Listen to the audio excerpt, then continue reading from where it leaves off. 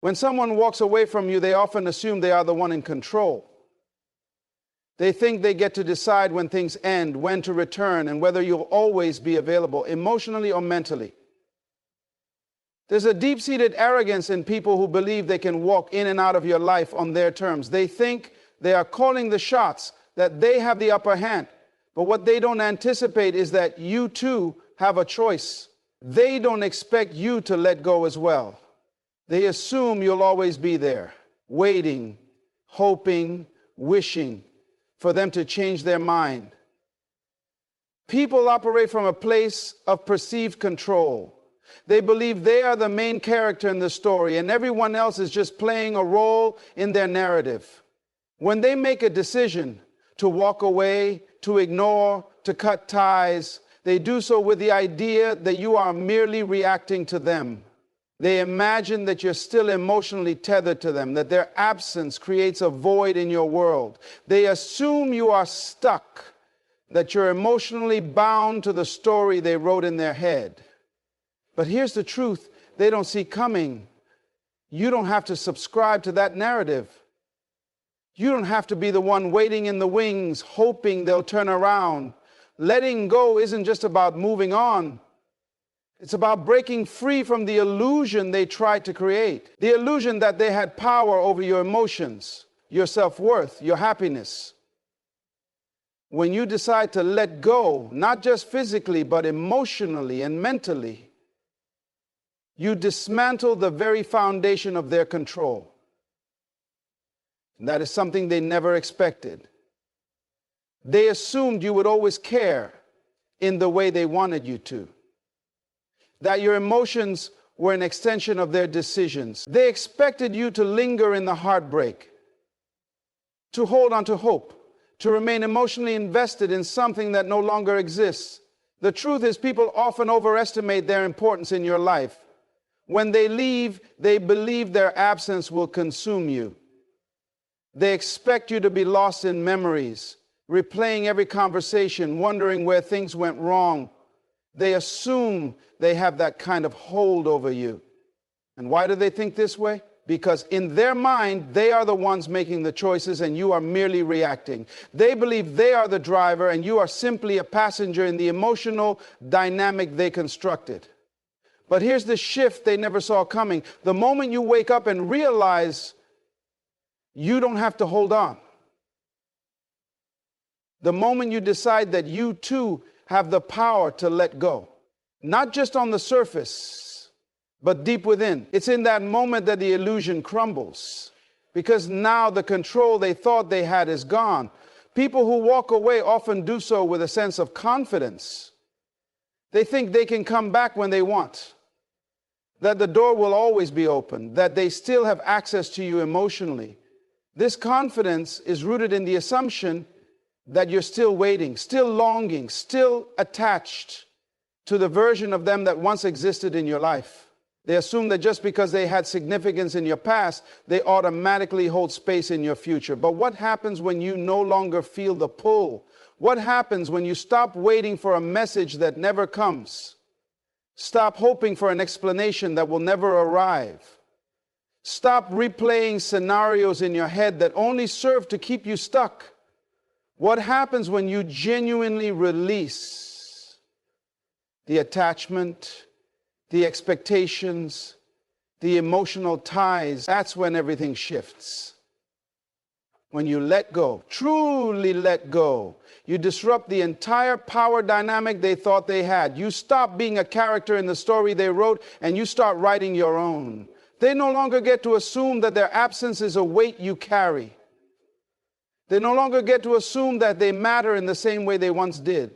Because the truth is, their departure didn't break you, it freed you. And this is what people who leave never anticipate. They think their decision is the defining moment, but in reality, your decision to let go is what truly changes everything. They expect to return one day and find you exactly where they left you, emotionally, mentally, even physically. But when they do return and they find a version of you they no longer recognize, stronger, wiser, untouched by their absence, it's a reality they never prepared for. They assumed they had the final say, but they never realized that the real power was always in your hands. Letting go isn't just about moving forward. It's about dismantling the illusion of control they try to hold over you. It's about stepping into your own power, reclaiming your energy, and no longer living under the assumption that someone else's decisions dictate your emotional well-being. The moment you truly understand this, everything changes. Emotions have a way of keeping people tied to situations long after they should have moved on. The mind clings to what is familiar, even if that familiarity brings pain. This is why people struggle with letting go. They feel as if cutting emotional ties means they are erasing something meaningful, as if their attachment is proof that it was real.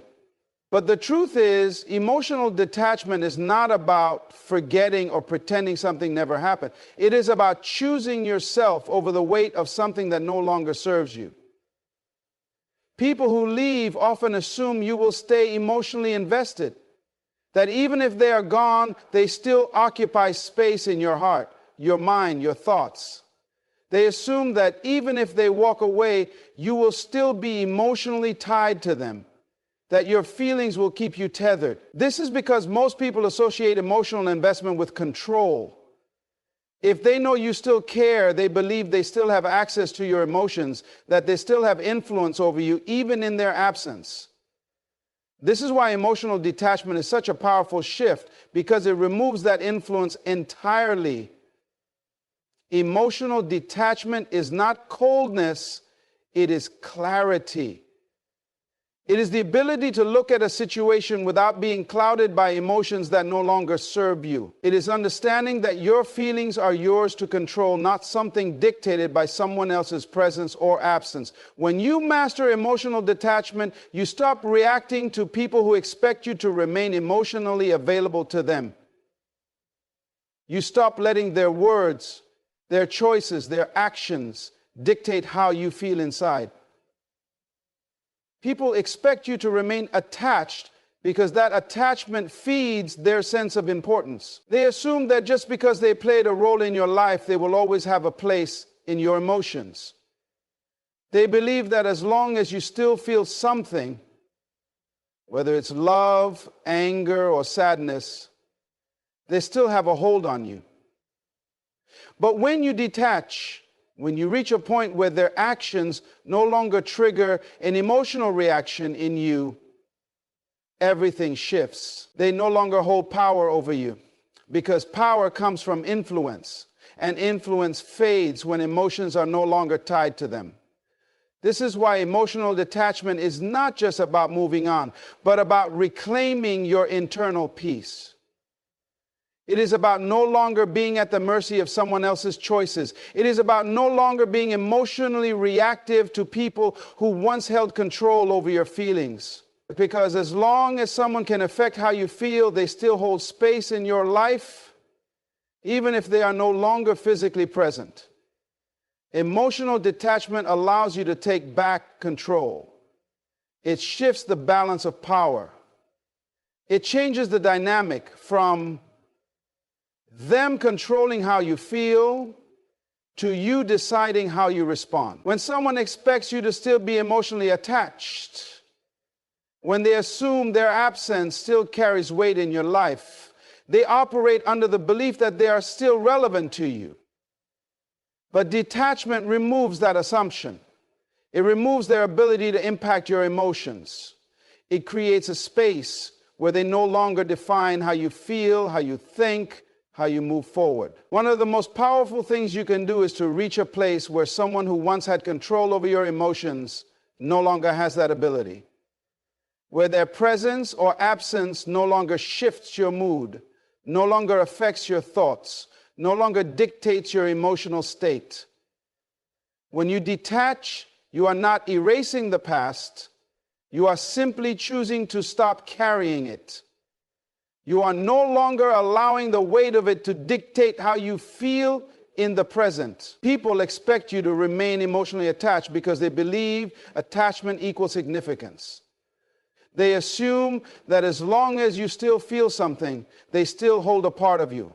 But when you detach, you break that cycle. You remove their significance not by denying the past, but by refusing to let it control your present. Emotional detachment is not about pretending you never cared. It is about deciding that caring about yourself matters. It is about shifting the focus from them back to you. When you reach this level of detachment, you stop needing closure, you stop seeking validation, you stop replaying conversations in your head, you stop wondering what could have been, and start embracing what is. Because detachment is freedom. It is the ability to walk away emotionally unshaken from something that once held you captive. It is choosing your peace over your past. It is realizing that the most powerful thing you can do is to be unaffected by those who once thought they controlled how you felt. Rejection is one of the most painful experiences a person can endure. It feels personal, as if something about you was not enough. It shakes your confidence, makes you question your worth, and forces you to confront feelings of inadequacy. But what if rejection was never meant to break you? What if, instead of seeing it as a loss, you saw it as a redirection? What if the door that closed was never meant for you in the first place? People often get stuck in the pain of rejection because they believe they were supposed to have what they lost. They believe that the person who walked away, the opportunity that slipped through their fingers, or the situation that didn't go as planned was meant for them. They hold on to the idea that things should have been different, that they were robbed of something valuable. But the truth is, rejection is often a sign that something better is ahead. It is not an indication of your unworthiness. It is a divine redirection towards something that aligns better with your growth, your potential, and your purpose. The pain of rejection comes from attachment to an outcome. You had a vision in your mind of how things should have played out. You imagined a future with a person who ultimately chose to walk away. You believed in a version of life that involved them staying, loving, and supporting you. When that vision collapses, it feels like everything is falling apart. But what if everything is actually falling into place? What if the rejection was necessary to remove something that would have hindered you in the long run? When someone rejects you, they are making a decision based on their own perception, their own desires, and their own limitations. It is not always a reflection of you. People leave for reasons that have nothing to do with your value.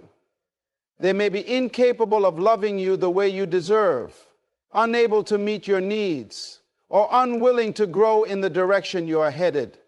None of these things make you less worthy. None of these things define your potential. Too often, people internalize rejection as a statement about who they are. They believe that because someone left, they are unlovable. Because an opportunity was denied, they are not capable. Because a door closed, they are destined to remain stuck. But this mindset keeps you trapped in pain. It keeps you looking backward instead of forward. It makes you forget that every rejection carries a lesson, a blessing, and an opportunity. The greatest transformations in life come from moments of rejection. Some of the most successful people in the world were once told they weren't good enough. Some of the happiest relationships exist because the wrong ones fell apart. Some of the most fulfilling opportunities only came because another door was slammed shut. Rejection is not the end of your story. It is a turning point. It is the moment where you are given a chance to reroute, to redirect, to rebuild. But the problem is that most people don't see rejection this way. They sit in the pain, replaying scenarios, wondering what they could have done differently. They beg for closure, seek validation, and try to prove their worth to someone who has already made a decision to walk away. They don't realize that in doing this, they are giving their power away. They are placing their value in the hands of someone who does not see it. The moment you stop seeing rejection as a personal attack and start seeing it as redirection, everything changes. Instead of asking, why did this happen to me? You start asking, what is this leading me toward?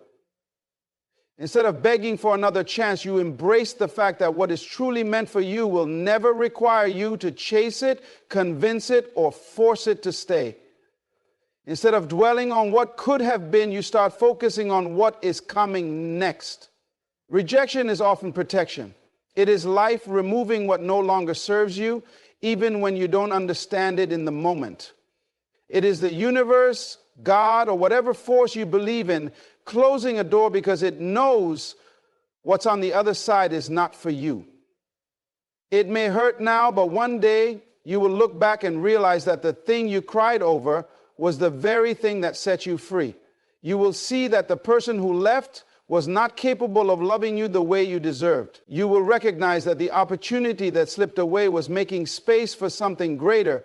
But in order to reach that realization, you have to stop holding on to what has already let you go. You have to stop seeing rejection as an attack on your worth and start seeing it as a stepping stone to something better. You have to shift your mindset from loss to gain, from lack to abundance, from disappointment to destiny. Because the truth is, you were never being rejected, you were being redirected. Healing is not an overnight process. It is not a straight road, nor is it something you wake up one day and suddenly feel complete. Healing is layered, complex, and deeply personal. It requires patience, self-awareness, and the ability to sit with your emotions rather than run from them. The mistake most people make is believing that time alone will heal them. They think if they ignore their pain long enough, it will eventually disappear. But healing is not passive. It is not about waiting for time to erase the memories, the heartbreak, the disappointment. Healing is active. It requires you to face your emotions, to acknowledge your pain, and to work through the very things you would rather avoid. Most people are afraid to heal because healing means letting go. And letting go can feel like losing a part of yourself. When you have spent so much time attached to a person, an idea, or a version of the past that no longer exists, releasing it can feel like losing your identity. This is why so many people hold on, not because they truly believe they will get back what they lost, but because the pain has become familiar. The pain has become a comfort. It is something they know how to live with. And the idea of moving forward, of stepping into the unknown, feels more terrifying than staying stuck in what is familiar. But healing is not about erasing the past. It is about making peace with it. It is about reaching a point where the memories no longer control your emotions, where you can look back and acknowledge what happened without feeling like it still owns you. Healing is when you stop replaying conversations, stop questioning your worth, stop looking for closure in places that will never give it to you. It is when you realize that you don't need an apology, an explanation, or a different ending in order to move forward. True healing happens when you stop seeking validation from the person who hurt you. When you stop needing them to acknowledge your pain, to take responsibility, or to express regret. Because as long as you need something from them in order to heal, you are still giving them power over you. You are still tying your healing to their actions, their choices, their ability to recognize what they did. But healing does not come from them. It comes from you. It comes from your ability to say, I am choosing to move forward even if I never get the answers I wanted. One of the hardest parts of healing is accepting that you may never get closure, that the person who hurt you may never apologize, that the situation may never make sense, that you may never fully understand why things happened the way they did, and that has to be okay. Because healing is not about getting all the answers. It is about learning to be okay without them. It is about trusting that some things are meant to remain unresolved and that your peace is more important than your need for explanations. The moment you stop waiting for closure from outside sources and start creating it within yourself, you reclaim your power. You stop being a victim of your circumstances and start becoming the author of your own story. You realize that healing is not about fixing the past, but about building a future that is no longer controlled by it. You understand that you are not defined by what happened to you, but by how you choose to rise from it. Healing requires you to shift your focus. Instead of asking, why did this happen to me? Start asking, what can I learn from this? Instead of dwelling on what you lost, focus on what you gained. Wisdom, strength, resilience. Instead of replaying the past, start creating a future that is better than anything you had before. Healing happens when you stop looking backward and start looking forward. But the truth is, healing is uncomfortable. It forces you to sit with emotions you would rather avoid. It requires you to feel the pain instead of suppressing it. And this is why so many people resist it. They distract themselves. They run to temporary fixes. They numb their emotions with people, habits, or unhealthy coping mechanisms. They do everything except face themselves. But the pain you avoid will always return in another form. The emotions you suppress will find their way back to the surface. True healing only happens when you confront what you are afraid to feel. Healing also requires forgiveness, not for the other person, but for yourself. Forgiveness does not mean excusing what happened. It does not mean allowing someone back into your life. It means releasing the resentment, the anger, the bitterness that is only weighing you down. It means understanding that holding on to hatred only keeps you tied to the very thing you want to move on from. It means giving yourself permission to let go, not because they deserve it, but because you deserve peace. Healing is reclaiming your joy. It is allowing yourself to be happy again, to open your heart again, to trust again. It is refusing to let one experience define the rest of your life. It is reminding yourself that you are not broken. You are becoming. You are evolving.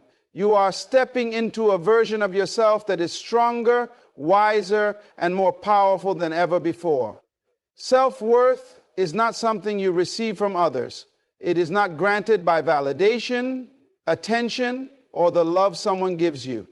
It is something you must cultivate within yourself, independent of anyone else's actions or opinions. The mistake many people make is tying their self-worth to how others treat them.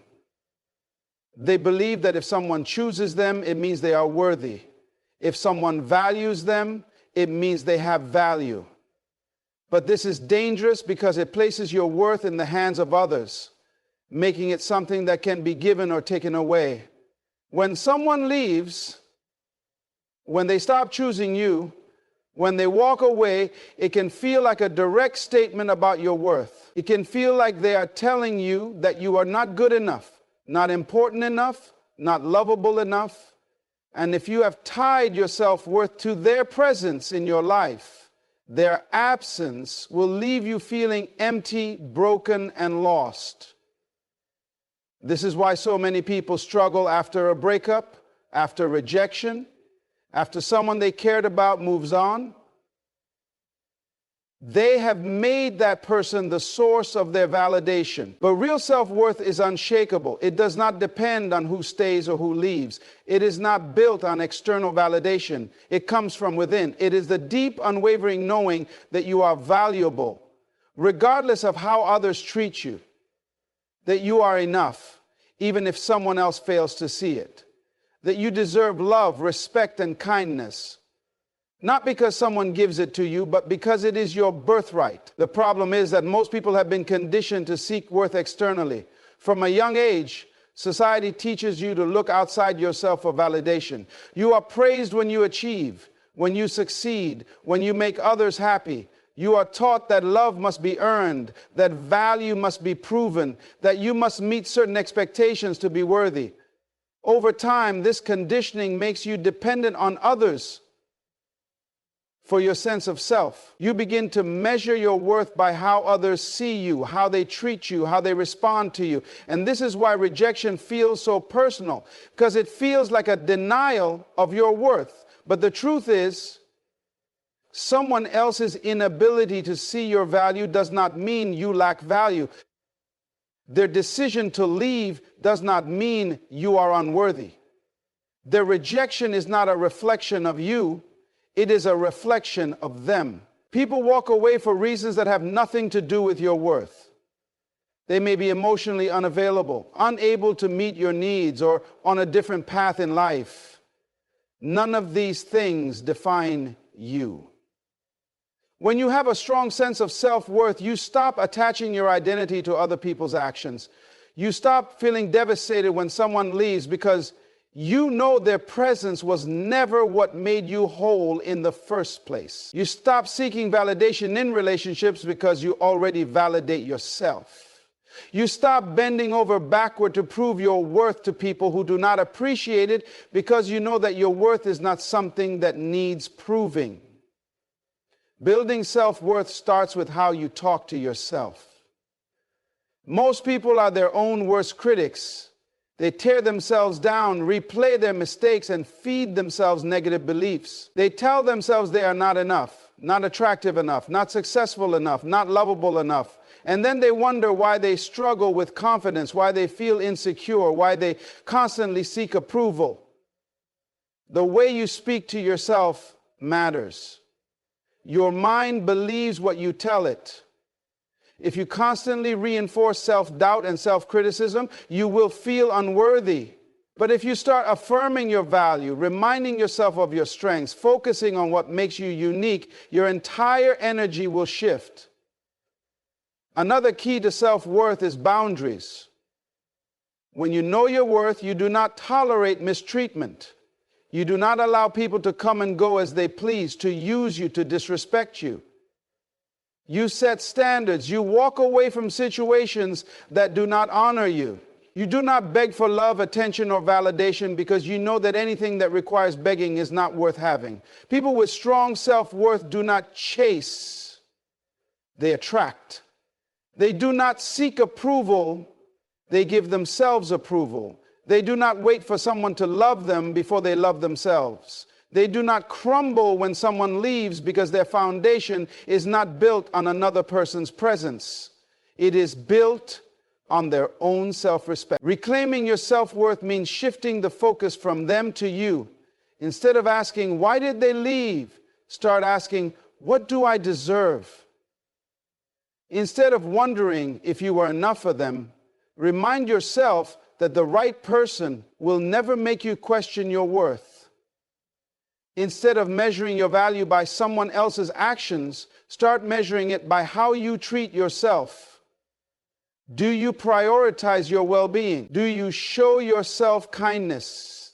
Do you honor your own needs, dreams, and desires? Your self-worth is your responsibility. It is not something that others can give you, and it is not something they can take away.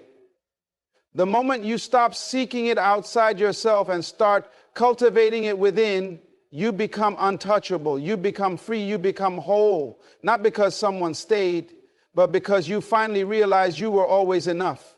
Growth happens in the moments when you are forced to face yourself, when you are left with nothing but your own thoughts, emotions, and choices. It happens in the silence after someone walks away, in the loneliness that follows an ending, in the discomfort of rebuilding when you thought you would never have to. Growth is not easy, nor is it immediate. It is a process of shedding old versions of yourself, letting go of attachments, and stepping into a new way of being. Most people resist growth because it requires them to leave behind what is familiar. Even pain can feel comfortable when it is all you have known. When someone leaves, there is a void.